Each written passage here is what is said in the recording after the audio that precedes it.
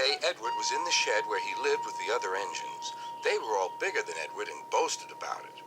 "The driver won't choose you again," said Gordon. "He wants strong engines like us." But the driver and fireman felt sorry for Edward. "Would you like to come out today?" "Oh, yes, please," said Edward. So they lit his fire, made lots of steam, and Edward puffed away.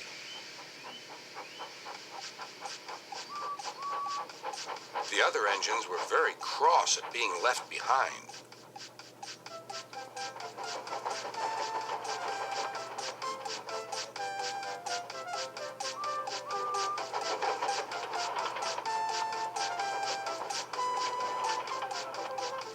Edward worked hard all day.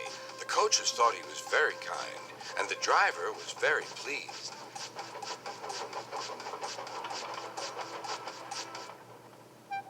"I'm going out again tomorrow," Edward told the other engines that night. "What do you think of that?" But he didn't hear what they thought, for he was so tired and happy that he fell asleep at once. Next morning, Edward woke up to find nothing had changed. Gordon was still boasting.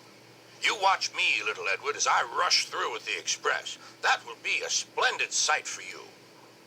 Goodbye, little Edward. Look out for me this afternoon."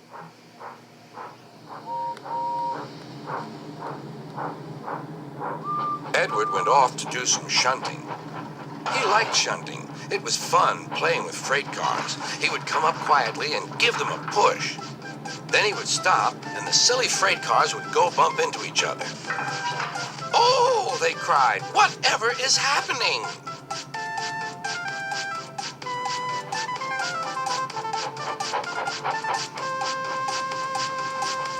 Edward played till there were no more freight cars. Then he stopped to rest. Presently, he heard a whistle. Gordon was cross. Instead of nice shining coaches, he was pulling a dirty freight train. "A freight train, a freight train, a freight train," he grumbled. "The shame of it, the shame of it, oh, the shame of it." Edward laughed and went to find some more freight cars. Then there was trouble. "Gordon can't get up the hill," the porter called to Edward's driver. "Will you take Edward and push him, please?" They found Gordon halfway up and very cross. His driver and fireman were talking to him severely. "You're not trying." "I can't do it," said Gordon. "The noisy freight cars hold an engine back so." Edward's driver came up. "We've come to push." "No use at all," said Gordon. "You wait and see," replied Edward's driver. They brought the train back to the bottom of the hill.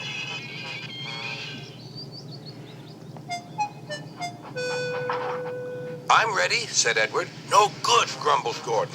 They pulled and pushed as hard as they could.